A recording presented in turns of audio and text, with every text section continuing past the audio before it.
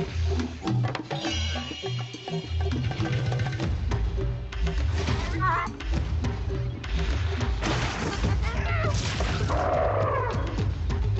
beast is back.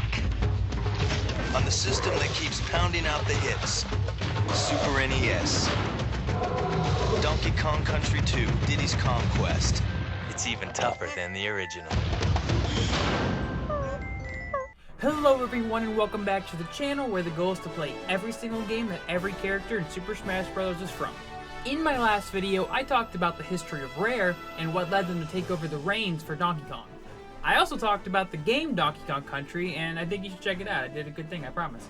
Today though, I want to focus on the immediate follow-up in Donkey Kong Country 2, Diddy's Conquest.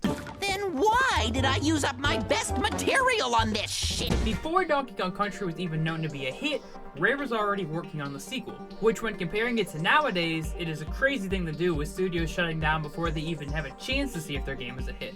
It truly was a different time in gaming. Rare set out with a goal of not just making a sequel, they wanted to make something unique from its predecessor. The team behind Donkey Kong Country 2 was virtually the same, and they wanted to focus on less straightforward level design and make the maps bigger with more secrets to find. Where the first game encouraged speed, this one wanted to reward exploration. As for the name, they threw around a few ideas including DK Rescue, Diddy's Wild Frontier, but the idea of Diddy Kong's Quest was decided because of the pun. Kong Quest, get it? Did you get it? So they decided on Donkey Kong Country 2, Diddy's Conquest. The story of Donkey Kong Country 2 can be found in the instruction booklet, or if you played the game on the Game Boy Advance, it would actually change to the opening of the game, which I like. In the story of the game, Donkey Kong lounged on Donkey Kong Island after beating King K. Rool and the Kremlings. Cranky Kong even makes a comment about Donkey Kong being lazy, saying that he was whisking off maidens and throwing barrels 7 days a week, and he had to walk uphill both ways to steal those maidens. He didn't actually say that one though, I'm just fibbing. While Donkey Kong is relaxing, King K. Rool, now Captain K. Rool, commands the Flying Croc to send minions down to invade the island and capture Donkey Kong, so his next attempt to steal the Banana Horde will be a success. Donkey Kong is captured in an ambush and is taken prisoner. Diddy Kong, who thinks something is wrong, goes to check on Donkey Kong and finds a note that says, "Arrgh, we got the big monkey. If you want him back, you scurvy dogs, you'll have to hand over the Banana Horde." Did you guys like my pirate? I was pretty proud of that. Cranky suggests paying the ransom, and Diddy basically says, "Hell no, bro, we literally just got that shit back. You cannot be serious right now." Cranky also makes the comment about Diddy not being a hero, which is just not something you want to hear from your elders, especially after helping his grandson save the day in the last game. So right away you learn that Donkey Kong is not the protagonist or even a playable character in this game. That honor goes to Diddy Kong and the new extra health character, Dixie Kong. The idea of Diddy taking the lead really came from just his popularity with the younger audience, and Rare thought it was worth the risk to turn the sidekick into the hero. While Candy Kong will always be the first female Kong, nothing can be taken away from her there. Dixie, though, is the first playable female Kong in the Kong family. Rare knew they wanted to keep the tag mechanic from the first game being 2 playable Kongs, but wanted it to have more meaning than in Donkey Kong Country, which in context in Donkey Kong Country, there wasn't really much to do with the tag mechanic other than to kill some bigger enemies with Donkey Kong, or move through the stages a bit faster with Diddy Kong. With Dixie, they created another small and mobile character similar to Diddy, but she has this really cool new ability with her helicopter hair. It made it so you could enjoy the speed of Diddy Kong, but now use Dixie for slow falling speed to eliminate some risk when jumping into unknown areas. The idea of the ponytail came from Greg Malis, who initially just thought it was a good design choice because it looked good when she ran, but someone at Rare had the idea of, what if she could use it to fly? So the idea of the ponytail was always there, but the helicopter mechanic came later. Malis said it was a happy accident, just like my mother calls me. Well, maybe not happy one, but definitely the second word, yeah. Anyways, Dixie Kong's design came from Diddy Kong's existing model. They just altered some facial features and clothes, which saved a lot of time when creating her. They also threw multiple names for her around, suggesting Ducky or even Dizzy, etc. The one that stuck around for a while was Diddy-Anna, until they finally settled on Dixie Kong. I'll walk the rest of the way with my buddy Dix. I'll walk the rest of the way with my buddy Dix. Or maybe it's Diddy-Ann, I don't know. Dixie's like 100 times better than that. This time around too, Rare wanted to lean more into the pirate theming, as the new Kremlings are all pirate themed and the existing ones get a pirate theme overhaul. Even King K. Rool becomes Captain K. Rool. The game starts out on a pirate ship where you can go into the captain's quarters to find the ransom note. To me, it's subtle, but I definitely think this game has a visual boost from the first game. Something about the colors of the enemies just look much cleaner here. It's small, but I do think it looks a lot better. Even in this first world, you get to see a lot of what this game has to offer. Going forward, including a throw ability where Diddy and Dixie Kong can throw one another to different parts of the map to reach heights. Heights they can't reach on their own. This mechanic is crucial if you want to hit some of the bonus stages. And seeing as there's 75 bonus stages across 40 levels, you're definitely going to be using this ability a lot. I talked about it a little bit in my last video about the Game Boy Advance version of Donkey Kong Country taking a lot of inspiration from this game, but here you can actually see things like the big B on the bonus stage barrel, you get this little gift before you start the challenge, stuff like that that wasn't in the original version of Donkey Kong Country that they brought to the Game Boy Advance version. That all started with this game. The goal of the bonus stages in this game, however, are to get the Kremlin coins, which I'll talk about later. All of the maps have anywhere between 1 and 3 bonus stages, so you gotta keep your eye out when exploring here. If you're looking to ever 100% this game, you're checking everything from walls that might be breakable with Rambi, every weird jump, and some suspicious things that might kill you in the moment. They do a nice job of rewarding your exploration. And since I mentioned Rambi, let's talk about the animal buddies in this game because there's some returning ones and some new faces. I already mentioned him, but Rambi the Rhino is back, plowing through everything in sight. He has this new mechanic in the game where to plow through the wall, he has to charge up. They gave him a new animation for it too, where he stomps his foot. And Guardy the Swordfish returns again, stabbing through enemies in the undersea maps. I didn't notice anything too different with him here. I hope I didn't miss anything here with him. Regardless, it's nice to see his big old smile again. Rattly the Rattlesnake makes his debut with his ability to jump super high and can charge its jump even higher. In order to use the super jump, you have to charge him up where he starts to bounce up and down super fast, and that just looks like a dizzy ride, to be honest. Squidler the Spider, a new member of the crew, taking over the kicks department from Espresso in this one. I mean, this man's got 6 legs and he's rocking those shoes. Squidler can shoot web projectiles to take out enemies. He can also use those web balls to create platforms for him to jump on.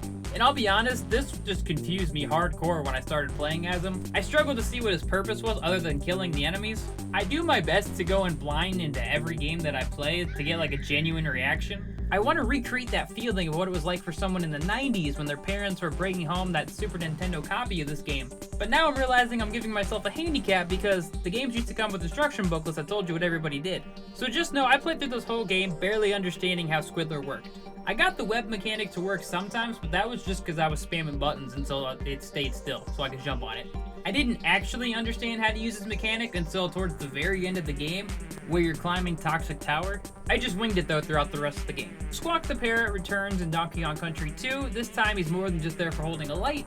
In this game, Squawks plays a much bigger role where you actually take control of him and fly through areas. He can shoot pellets out his mouth, taking out enemies, including the ones I want to die the most in the game, the damn bees, aka the zingers. Those things were always ruining my runs like, dude, get out of my way. So whenever I was Squawks, I made it a point to kill every single one of them I could, because I hate them. I will also give an honorable mention to Clapper the Seal, who isn't an animal buddy in the same way as the others, but he does help you by turning lava into water on some stages and freezing the water in others. He waves you on to jump onto his back so he can spit the water to freeze it or to cool off the lava. And I mean, I could do that, bud, but I feel like it'd be less painful if you just did it when I got there and I didn't have to jump on your back every time. Like, Diddy and Dixie don't look heavy, but that can't be comfortable. Another honorable mention in a similar boat but took less damage was Glimmer, who was an anglerfish who used his light to help you navigate an underwater maze. He's just a quiet little guy helping in the back, similar to Squawks in the first game, and you know what, I appreciate you, Glimmer, thank you. You also have in this game the return of some family friends and the introduction of some new ones. Funky Kong is back and does a similar function to Donkey Kong Country. He can be used to fly to any previous stage you've already beaten. Candy Kong is gone in this game. She is replaced by Wrinkly Kong, who is Cranky Kong's wife. Wrinkly Kong is where you save, but also provides tips you can buy with banana coins. And Cranky Kong is back and he runs the Monkey Museum providing level-specific tips while breaking the fourth wall as only Cranky Kong can do in a Donkey Kong game. Then last, but not least, you have the debut of Swanky Kong, who runs a trivia minigame that challenges your knowledge of levels you've already beaten and Donkey Kong as a whole. You get special bonuses when completing his challenges like extra lives. It's a cool new addition to the game and I like that he's here. You can completely avoid these if you want, but why would you not take on this mini challenge and see how well you know the game you've already been playing? Very cool new addition, plus you get extra lives if you're right. I previously mentioned the Kremlin coins, but there is a lot of collectibles in this game showing Rare was going to keep upping the ante when it came to collectathons. They didn't go crazy with it yet, but wait till I get to DK64 and then it's over. You have a lot of the returning collectibles from the last game, including bananas, the extra life balloons that can give you different number of lives depending on the color, stars that you collect in bonus levels. The DK coin returns, but I will get into them later as they play a bigger role in the end of this game. Then the newest addition, which is the most important in my opinion for Donkey Kong Country 2, is the Kremkoin. The Kremkoin is a prize you get at the end of the bonus levels. As I said before, there's anywhere between 1 and 3 in every level. You also get them for defeating bosses. You know you got every Kremkoin in each world by the little explanation point in the bottom next to the level's name. There are a total of 75 Kremkoins in Donkey Kong Country 2, but the purpose being to bring them to the land on the Clubba stages. Clubba kinda acts like a troll to a bridge, but instead of a bridge, he's blocking the golden barrel. You can try to challenge him, but it will never go your way. The only way to get past him is by paying his fee of 15 Kremkoins, which when paid will let you jump into the barrel and blast into a secret map known as the Lost Worlds. There's multiple Clubba stages on the world map, all of which have a fee of 15 Kremkoins, and they all launch you to the Lost Worlds map, but to a different stage. If you get all of the Kremkoins and complete each of the maps, you get to unlock a secret boss fight, and that also gives you a new ending, so I'll get into that later. I also forgot to mention that some of the bonus stages can only be reached by finding a cannonball. Some stages you will find a random cannonball which you have to carry with you until you find a cannon. You can use that cannonball to throw it at enemies until you get there, but you have to be careful not to throw it off the side. The game does have a lot of returning things from Donkey Kong Country, which I mean, come on, it's a sequel, yeah, there's gonna be a lot of returning things. A sequel that's even on the same hardware, so I mean, like, come on. Donkey Kong Country 2 brings back things like being able to see the percentage of completion, the overarching worlds map that you can walk across. I will say though, I do enjoy the new animations when you beat a level in this game, where in the last game, DK and Diddy would just kick their arms and legs back and forth and have a little song play on the map. Diddy and Dixie Kong, however, land on a trampoline that will give you a bonus depending on the height in which you land on the trampoline, similar to those old carnival games with the hammer. I kind of see it as similar to Mario, where you reach the peak of the flag, you get a bonus life, but here you can slam down to potentially get one if you hit it hard enough. You could also get a bunch of bananas, or a banana coin. Regardless, when you do finish the stage, Diddy Kong will pull out a boombox and turn his head to the side, showcasing that this game 100% came out in 1995, and Dixie will showcase some serious guitar skills shredding with excitement like Bill and Ted, but with a real guitar. Excellent! Donkey Kong Country 2 feels like they took everything that worked from Donkey Kong Country and perfected the formula. The game does have a great feel and flow to it while upping the difficulty overall, which was one of the complaints about the last game is that it wasn't hard enough. The levels are longer, some feel like mazes. I got lost in a couple trying to find my way. There are some really cool new maps like the pirate climbing stages where you use the ropes to climb up to the peak and explore the map with the exit being up high. They also do something similar in the dungeon levels, utilizing chains to a similar effect. They created these wind-based stages blowing left and right to throw off your jumps, or to boost them. I personally like the stages where it blows you up and you have to maneuver Diddy and Dixie Kong left and right. It gives you these freefall animations where Diddy kind of looks like the end of his monkey flip at Smash, and Dixie looks like she just does not want to be there. She looks terrified. She doesn't know what's going on. They also took the minecart stages from the first game and turned them into these haunted roller coaster rides. There's one level where you have to check mark to open a door, there's another when you're in a race, one where you're being chased down by a giant skeleton ghost, and another where you're in a race against multiple different enemies and you have to take them out until you get to the very end. There are a lot of fun new worlds in this game, but it would take me forever to explain them all. As for bosses, the game definitely upgraded in that department as well. The first boss you face is Crow, whose head reminds me a bit of the bird bosses in the first game. And by bird bosses, I mean the vultures and Master Neki and Master Neki Sr. But instead of being on a giant body, it's on a tiny bird body that drops eggs while rocking the captain hat. Because pirates be pirates, it's very prominent here.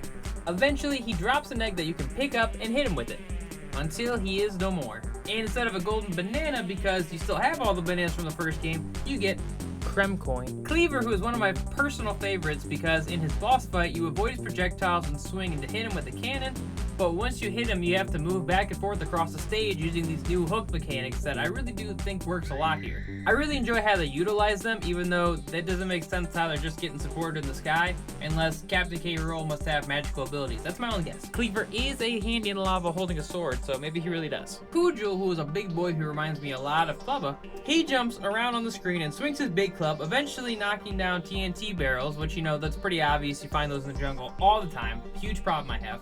You grab the barrels and take them out slowly but surely until he's down for the count. And after going through some honeycomb stages with the stick climb mechanic, again, this game is just so cool, it does so much right, you fight King Zing, who obviously, based on my previous statements, needs to die. But in this boss fight, you don't play as Diddy or Dixie. Now in this fight, it's reserved for Squawks the Parrot, who I should also mention I think has the best hit animation in the game. His reaction to getting hit is like true shock and awe. When he dies, he just flops off the screen making a funny noise. It's pretty great.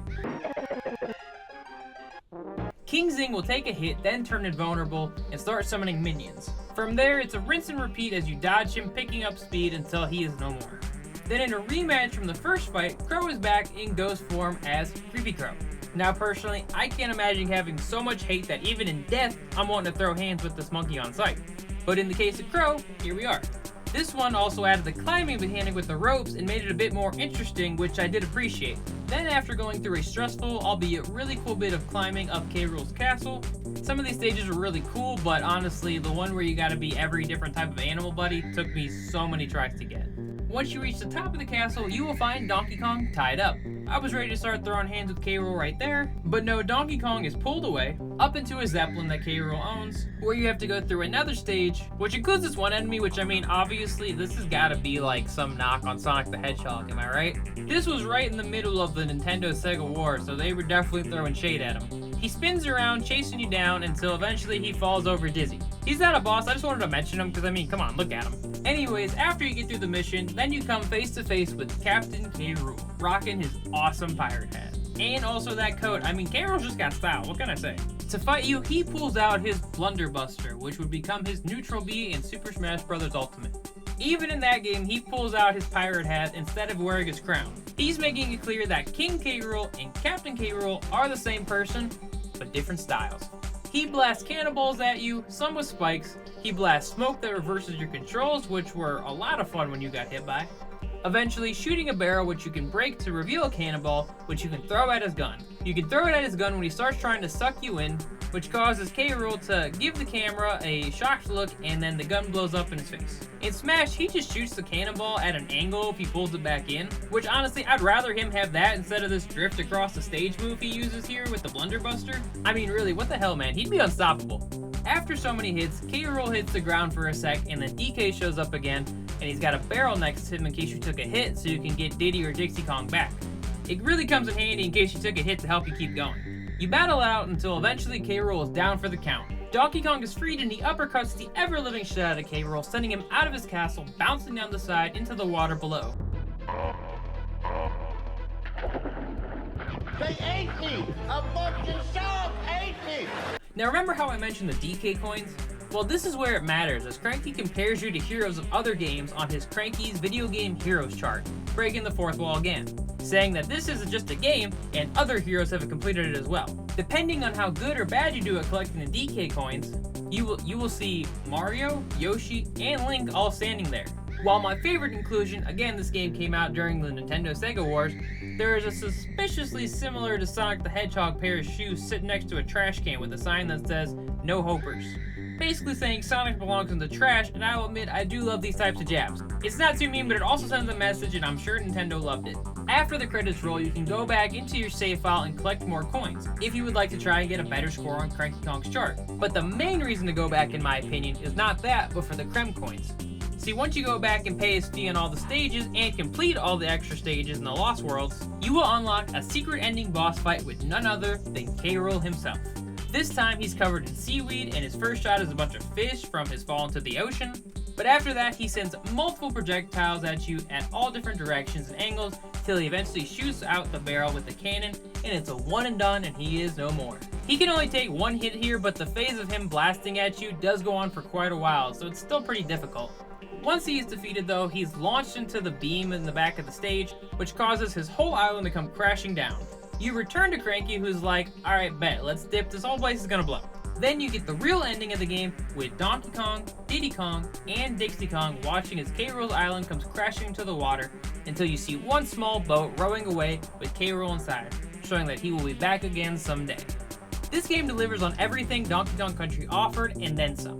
Dixie Kong is a really great new addition. She also made her way over to that Donkey Kong ride in Universal Studios, just saying, she's right there at the front. The new maps and colors to this game are incredible. Being stuck in the honey was annoying, yes, but it's still cool to climb the walls with it. Also, it adds variety, which I do like. As a fan of creepy stuff, I really enjoyed the aesthetic of the haunted rides. The soundtrack delivers once again with some of the best music in gaming.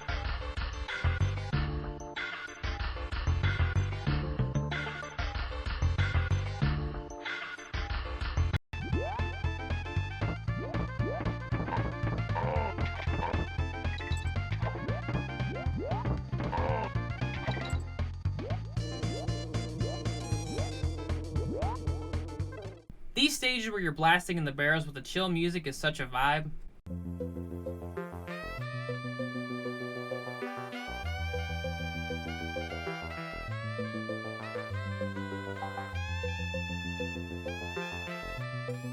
I enjoyed all the new enemies and their pirate theming. This game has 26 distinct enemies, which is crazy. It's a lot of enemies for a game like this. 26 distinct enemies, but yeah, we still had to bring back the zingers. I mean, I'm just saying, like, you know, I hate them. I still highly recommend this game though. I think it took everything Donkey Kong Country did and perfected it. Besides one fact, you never get to play as Donkey Kong, 0 out of 10. Just kidding, but for the sake of the series, I don't think that tied up animation is in Smash anywhere. But maybe one day when Spider-Man shows up in Smash, we'll see. K. Rool obviously has the Blunderbuster, as I mentioned. I know I already said that, but I really do love the fact that he pulls out a pirate hat just to use this one move. It's another one of those little things that Sakurai and Smash do that I really appreciate. The biggest Smash fact I can drop here is actually, back in Brawl, Diddy Kong was supposed to be a tag character with Dixie Kong, similar to the Ice Climbers. The difference though being they were going to have their tag mechanic like Donkey Kong Country 2, which would have been really cool probably and been a lot of fun combo routes. Probably would have been similar to how people use Pokemon Trainer in Aegis today. But sadly, this concept was dropped because of technical difficulties, and Dixie was removed entirely as a playable character, and Diddy got to make his debut. And for those of you who don't know, Diddy Kong has been good in every single Smash game since he debuted. In Brawl, Meta Knight was obviously the best character, but Diddy was still good. In Smash 4, he was one of the top 2 characters on launch, and in Smash Ultimate, after a couple buffs, he was piloted to win a few majors. Let me correct myself, super majors. Now, similar to Donkey Kong Country 2 had a Donkey Kong Land, called Donkey Kong Land 2. Donkey Kong Land 2 is very similar to Donkey Kong Country 2, and just like with Donkey Kong Land, they took all the sprites, gameplay, and style to set out to create a unique experience. I will say though, this one is less unique compared to the first one. It didn't create a whole unique world like the first one did, but it did combine some worlds to make up for cartridge space, like for instance, Crocodile Cauldron and Kremkoin became Grem Cauldron.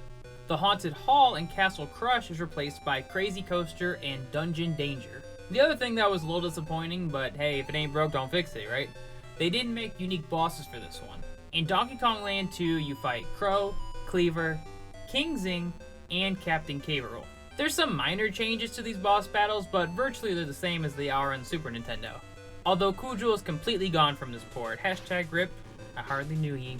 Just like in Donkey Kong Land, you only have one Kong at a time, and one is represented by an icon on the bottom of the screen.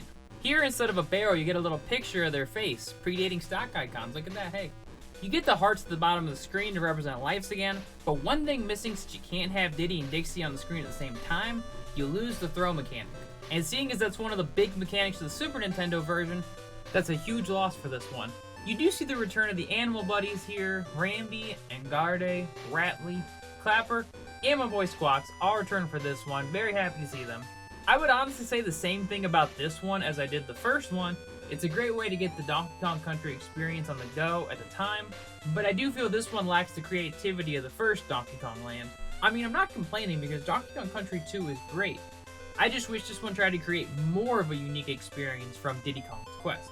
The first one had new bosses, new overworld maps, new enemies, and different maps in general, plus DK ascending into the heavens, and then reappearing like the Tasmanian Devil. I just wish we got something more like that here, because this one just feels like a cheaper way to play Donkey Kong Country 2. Again, nothing wrong with that, but I just wish I got a little more. Donkey Kong Country 2 on the Game Boy Advance, however, does exactly what I wanted it to do, and that was to be Donkey Kong Country 2, but with the added fun of cutscenes and more things going on. The game has an intro with the flags going up and down on the pirate ship, showing a Nintendo flag and a rare flag. Really cool to see Crocodile Island in the background. To then get a cutscene of Donkey Kong being kidnapped. It opens with Funky Kong surfing and Donkey Kong lounging on the beach. I put a little bit of it at the beginning when I was talking about the story of the game here, but it is so nice to see this fully animated. What I do find funny about this intro is the added dialogue of Cranky saying how he's too old but still way better than everybody else. Should have seen my boy in his prime. My favorite thing about this scene though is that they didn't make any new animations. They just let the characters' idle animations go on, so when shit's getting serious with Donkey Kong getting kidnapped and there's a ransom note, panic sets in. But on the outside, Diddy's juggling with a big old smile on his face and Dixie's just sitting there blowing bubbles with her gum. I think she's more justified here because standing is hard, I feel that. But Diddy needs to get it together, he looks insane here. If this is his way of coping with his best friend getting kidnapped, he's just gonna juggle, then I don't know, work on that, man. Your best friend is gone. Get it together. This port of the game, similar to the first game's port, is, well, it's great. It showcases how far handheld technology came because you do have Diddy and Dixie on screen at the same time, so you have the throw mechanic back.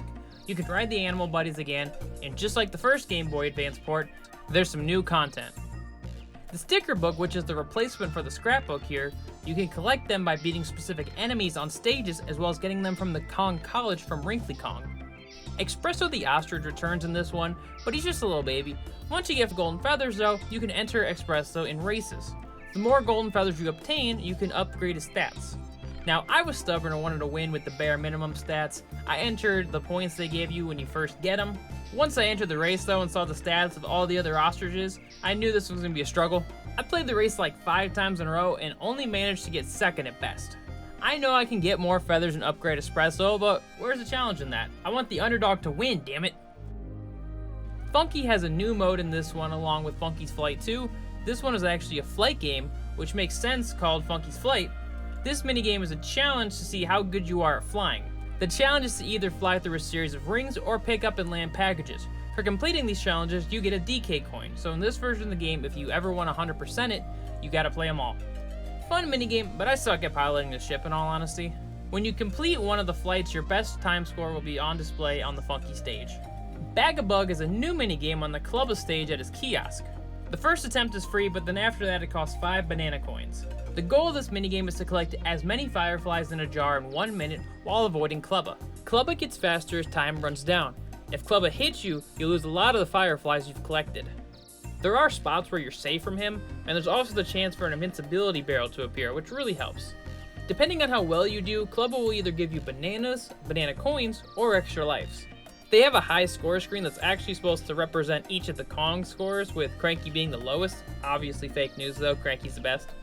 Diddy's Dash is a challenge found at the main menu screen where you go back through several different stages in Donkey Kong Country 2, but instead of exploring, the goal is to get through them as fast as possible.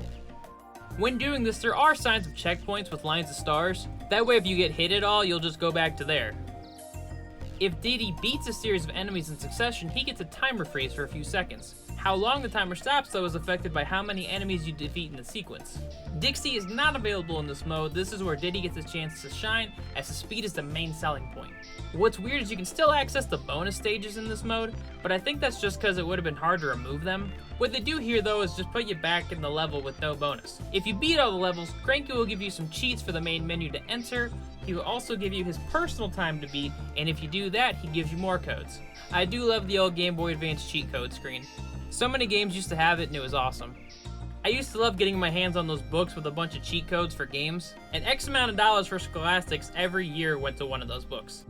Overall, this is another great port with all the fun of Donkey Kong Country 2 with the added bonus of minigames, more things to find, and Cranky coming back again at the end of boss fights to give his 2 cents. I honestly never even knew these ports existed before starting this channel, and I have to say, I was missing out. These are some of the best ports I've played. I love that they went back and added so much for the player to do, while not taking anything away from the original game's experience. Another really great port on the Game Boy Advance, definitely check it out when you can. Gets me excited for the next Donkey Kong Country port. Diddy, stop juggling. DK is gone, you bastard. One thing though, I guess I'll mention it here. If you don't feel like being a completionist of Donkey Kong Country 2, but still want to have that second boss fight with K. Rool, there's actually a known trick on the first level that gets you all 75 Kremkoins right off the bat. The first thing you do is go into the captain's quarters and then immediately turn around and leave. Then you run over and grab the first bunch of bananas, then head back into the captain's room. Jump over the note and grab the balloon and then head back out again. Then you run back over and grab that same bunch of bananas again, and then run back into the captain's quarters, and then above the note will appear the Kremkoin, and you will unlock all 75 right there.